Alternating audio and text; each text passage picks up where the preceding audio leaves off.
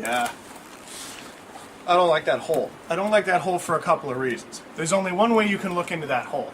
You know what I mean? And the whole house is kind of wrapped all over. Everything's all wrapped up tight except for the one little hole you're supposed to look through. Don't like that at all.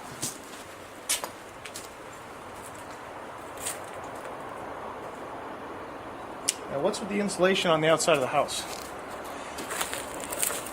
Interesting fact about styrofoam insulation is that styrofoam insulation, inch for inch, has the same properties of stopping radiation as concrete. So, whoever has put insulation on the outside of the house, it isn't for weatherproofing. I think it's because they probably want to stop sunlight, or they want to stop the heat that comes from sunlight, or possibly the life force of the outside of the area. Again, you're not here, so you can't feel what this house feels like, but let me tell you, I want to go have a shower right now. The whole place is just filthy.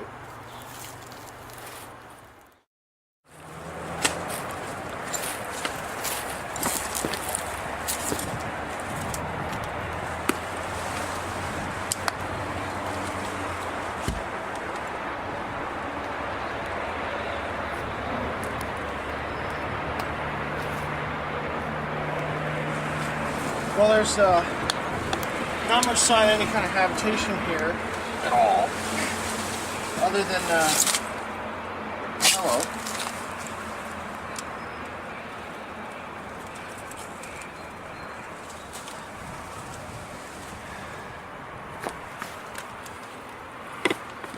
That's a child's shoe. That's kind of interesting. A child's shoe on a major pathway. Kind of place where, you know, why would you only find one shoe here when there's no other garbage here? That's a little disturbing. Right back.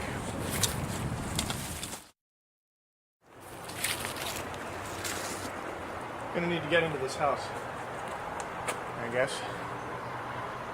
That shoe doesn't look too old.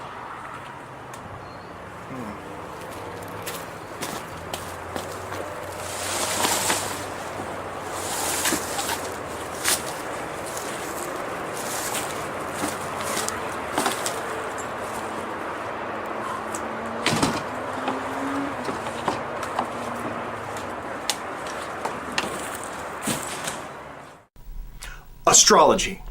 Astrology is a bizarre science. The whole basis of astrology is essentially, from what I can figure, this is where we're at.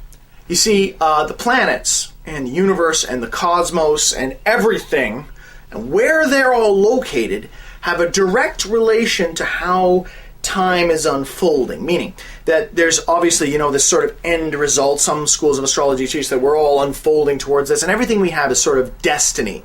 And this entire destiny and who you are as a person can be determined, and secret information can be revealed to you based upon your knowledge of planets, planetary alignment, stars, the solar system, things of that nature, and the moment at which you were born. That is to say, the moment you became an individual. So some people would say, well, if I had a cesarean or a C-section, does that mean I was born? Does that mean that I was born before my time? Would it basically be about the time that I was born? When do you do that? Because it's right down to the minute and the second in some cases to forecast someone's star chart. That's what they do. They take your date and time of birth and they look back on the charts and they figure out where the planets were and all this kind of jazz.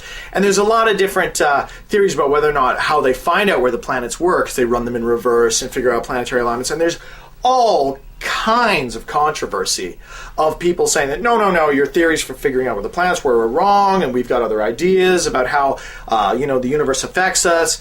And it's gone from sort of an occult sort of time and space, weird guy with a cap on talking about the star alignments and the stars in the fifth house of Jarl-Surai, and now we can cast this spell.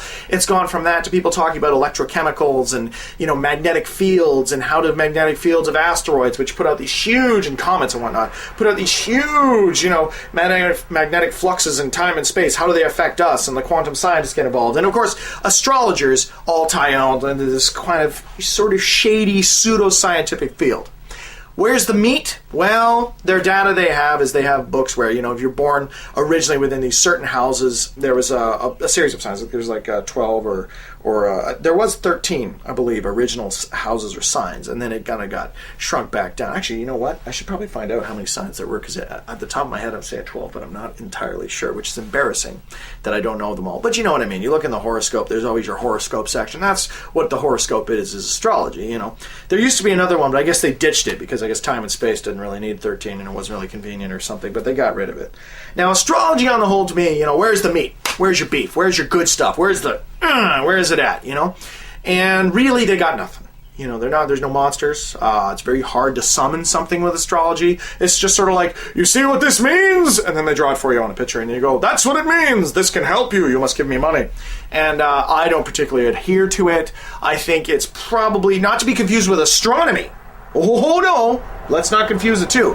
Astronomy is, of course, the study of heavenly bodies, which is, you know, the secret to, it's our Recce element for star travel, which is, of course, what we need to do. So we're not talking about astronomy here, just the spiritual implications of astrology. And quite often you'll find that other occult traditions use astrology. They're like, you must cast this spell or conjure this creature or open a gate in space-time or whatever, based upon, you know, when the energies are right and all this kind of stuff. So you'll quite often hear astrology referred to.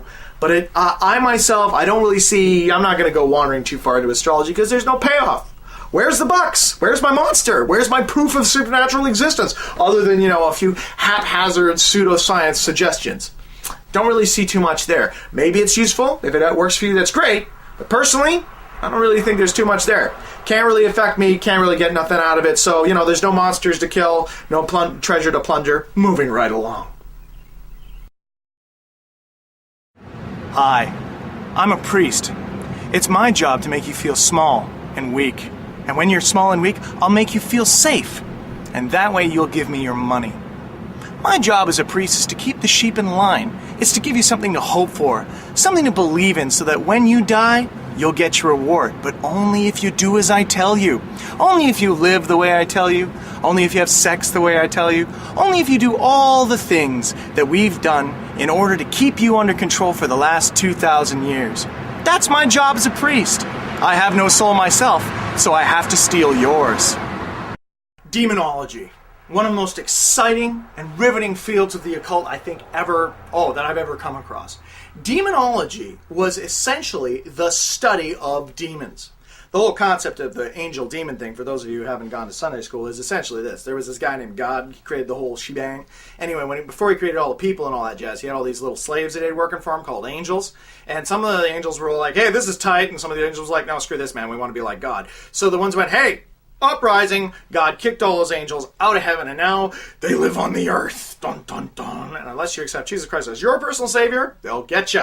So that's generally sort of the viewpoint, and there's like all these different demonic hierarchies. And the Roman Catholic Church had this huge dedication about the study of demons and how they worked and all this sort of stuff. Because you got to bear in mind, like these hardcore Catholics, they really believe now. Like these people are certain that there are demons, that there is demonic possession, that there are exorcisms, that stuff with the kid, his head spinning around, power sit-ups, and all that jazz. Yeah, that's legit, man. These people, that's a real deal. They're really concerned about it. They're afraid of it. They live in a state of fear. These demons are real things to them. There's people throughout history who thought vampires were, in fact, a manifestation of demons. So there's these